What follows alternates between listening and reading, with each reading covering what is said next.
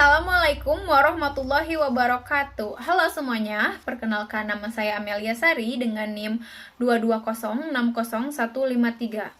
Saya berasal dari kelas A2 PGSD tahun angkatan 2022.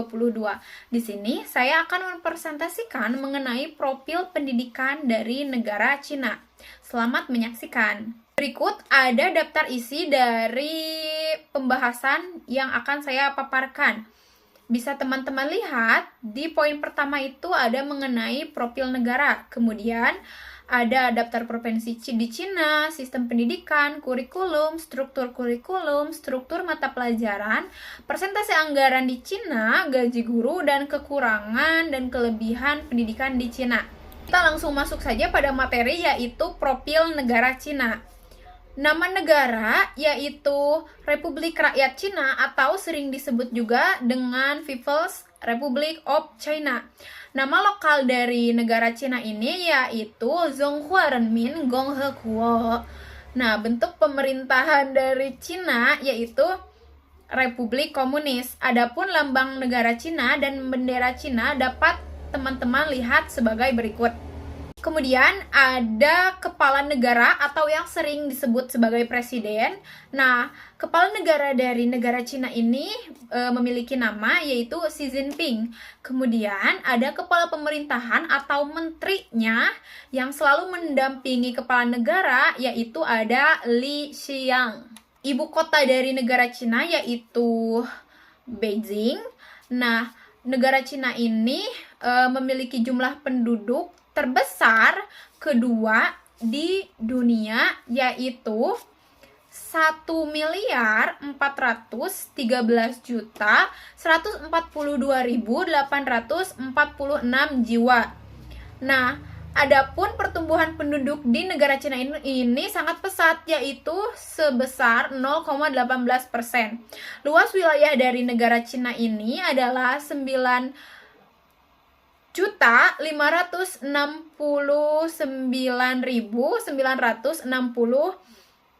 km persegi. Adapun bahasa resmi yang dipakai oleh warga Cina atau bahasa resmi yang digunakan sehari-hari adalah bahasa Mandarin. Kemudian ada suku bangsa. Nah, mayoritas suku bangsa di negara Cina ini adalah Tionghoa Han, yaitu sebesar 91,6%. Kemudian disusul ada etnis mayoritas sebesar 8,9%.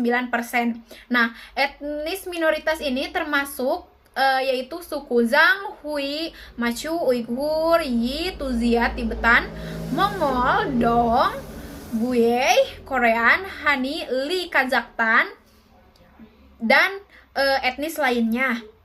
Kemudian ada mata uang yang digunakan sebagai transaksi di Cina ini ada mata uang yuan atau renminbi yuan. Cina ini rakyatnya itu menganut kepercayaan komunis yaitu sebesar 21,9%.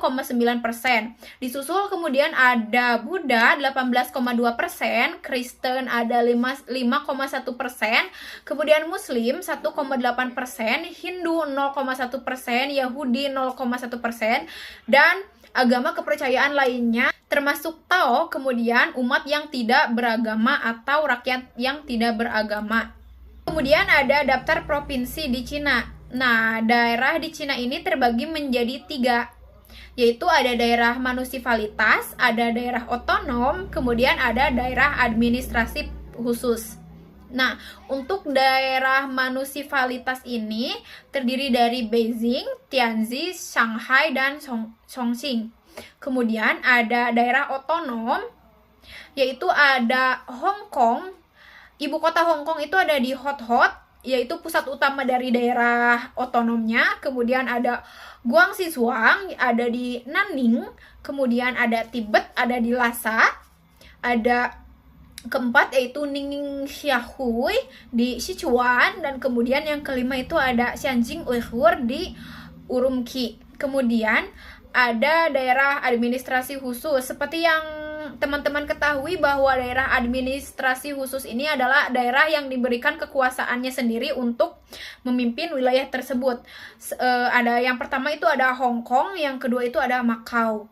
Nah, adapun daftar provinsi di Cina ini ada 25 provinsi. Yang pertama itu ada Hebei, Shanxi, Liaoning, Jilin, Heilongjiang, Jiangsu, Zhenjiang, Anhui, Fujian, Xinjiang, Shandong, Henan, Hubei, Hunan, Guangdong, Hainan, Sichuan, Guangzhou, Yan'an, Shaanxi, Gansu, Tianghai, dan Taiwan. Kemudian ada sistem pendidikan. Nah, sistem pendidikan di Cina ini dimulai pada saat zaman kolosal atau zaman kerajaan, seperti zaman kerajaan Tang, Tao, dan Zheng.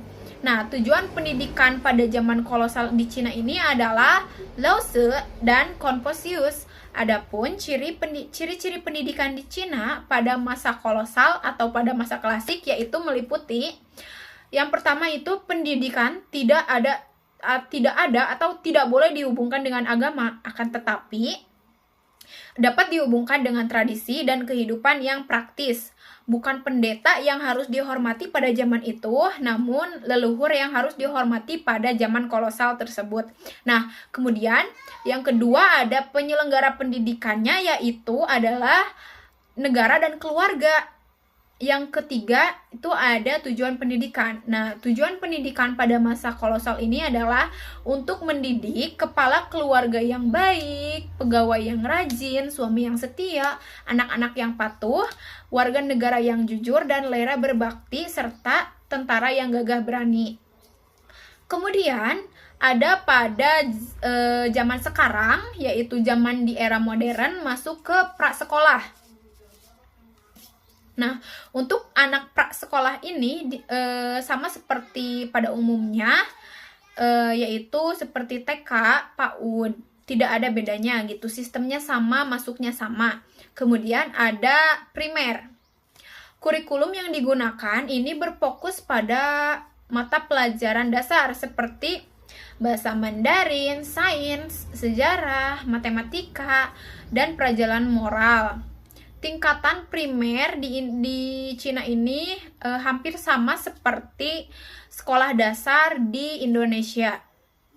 Kemudian ada sekolah menengah pertama di Cina. Nah, sekolah menengah pertama ini memiliki 13 mata pelajaran wajib. Pada akhir sekolah menengah pertama, siswa mengambil ujian nasional yang menentukan apakah mereka akan melanjutkan ke sekolah menengah atas atau ke sekolah kejuruan. Nah, dan ada sekolah menengah atas. Sekolah menengah atas dan sekolah menengah kejuruan adalah dua divisi yang berbeda. Namun, sekolah menengah ini menekankan pada mata pelajaran yang berkaitan dengan jurusan perguruan tinggi yang dipilih sambil mempersiapkan siswa untuk ujian masuk perguruan tinggi seperti ujian Gaokao. Selanjutnya itu masih tentang sistem pendidikan, yaitu sistem pendidikan menengah kejuruan. Sistem pendidikan menengah kejuruan ini menawarkan pengajaran yang lebih terspesialisasi dan di berbagai bidang termasuk teknik, pertanian, bisnis, kesehatan. Program ini berbeda dengan pendidikan menengah biasa karena program ini memberikan keterampilan yang berguna dan berkonsentrasi untuk mempersiapkan siswa untuk pekerjaan yang lebih luas. Kemudian ada sekolah internasional. Nah, sekolah internasional di Tiongkok ini menyediakan kurikulum internasional untuk melayani siswa yang ingin melanjutkan pendidikan di standar global, seperti program internasional Baccalaureate atau IB atau Cambridge International Examination atau CEA. Nah, kemudian ada ada tingkat akhir. Tingkat akhir ini sama seperti perguruan tinggi jika di Indonesia. Nah, pendidikan tinggi di Tiongkok ini mencakup universitas, institut perguruan tinggi, dan lembaga pendidikan profesional lainnya. Kemudian ada kurikulum. Masuk pada zaman reformasi yang dilakukan oleh bangsa Cina, langsung mengubah kurikulum sekolah di mana ditekankan pada pengembangan potensi yang dimiliki oleh siswa agar berkembang secara optimal. Kemudian, kurikulum yang ada saat ini itu menekankan terhadap tujuan pendidikan yang lebih luas, berfokus pada pengembangan keterampilan sosial dan belajar untuk meningkatkan kemampuan intelektual. Kurikulum di Cina sudah mengalami perubahan sebanyak 7 kali sejak berdirinya Republik Rakyat Cina. Adapun struktur kurikulum yaitu pendidikan di sekolah dasar dan menengah. Kurikulum pendidikan di Cina di sekolah-sekolah ini berfokus pada pengembangan keterampilan sosial dan belajar untuk meningkatkan kemampuan intelektual. Kurikulum pendidikan di Cina di sekolah-sekolah ini juga telah disesuaikan dengan kondisi lokal dan kebutuhan lokal dari negara tersebut. Hal ini disesuaikan dengan pembimbing dan pelatihan yang dilakukan oleh guru. Kemudian ada struktur kurikulum, yaitu kurikulum pendidikan di perguruan tinggi. Untuk struktur kurikulum pendidikan di perguruan tinggi ini lebih berfokus pada pengembangan keterampilan sosial dan belajar untuk meningkatkan kemampuan intelektual. Jumlah mata pelajaran yang harus dikuasai di sekolah dasar memiliki 10 mata pelajaran wajib. Nah, kemudian pada sekolah menengah pertama ini memiliki 13 mata pelajaran wajib. Kemudian sekolah menengah atas tidak memiliki bobot mata pelajaran yang diwajibkan karena mempunyai satu sistem yang menyesuaikan mata pelajaran tersebut dengan keinginan siswa. Adapun struktur mata pelajaran,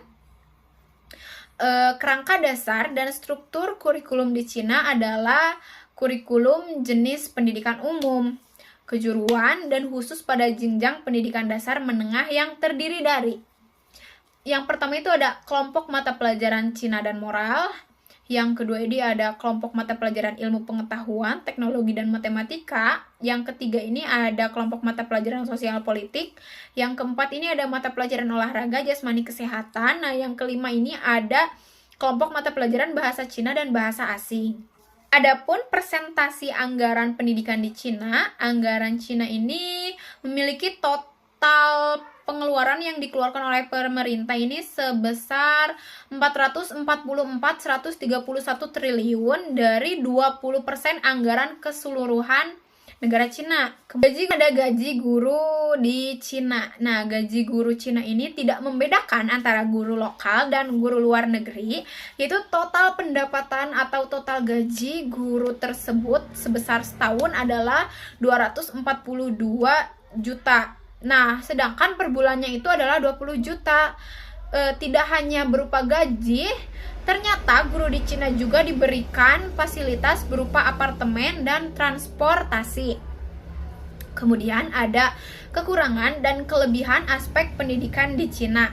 Nah, ternyata keunggulan dan kelebihan pendidikan di Cina ini adalah lebih ke mata pelajarannya. Cina ini menjadi kekuatan global utama dalam bidang sains, teknologi, dan teknik. Bukti suksesnya pendidikan di Cina ini adalah penerapan sistem ujian, yaitu seperti yang telah saya bahas tadi, ujian Gaokao. Nah, ujian Gaokao ini termasuk perguruan yang paling kompetitif di dunia itu, dan sudah diakui secara global. Kemudian ada kekurangan dari pendidikan di Cina, yaitu sistem pendidikannya ini ternyata saking fokusnya pada ujian itu sampai dikritik oleh rakyatnya karena kurang menekankan kepada kreativitas dan juga pemikiran kritis dari para pelajarnya. Dan terdapat tantangan terkait kesenjangan antara pendidikan di perkotaan dan di pedesaan, serta perluasan kesenjangan antara mata pelajaran akademis dan pengembangan keterampilan praktis. Mungkin sekian presentasi dari saya. Mohon maaf apabila terdapat tutur kata yang kurang mengenakan atau menyenangkan. Terima kasih karena sudah menonton. Wassalamualaikum warahmatullahi wabarakatuh.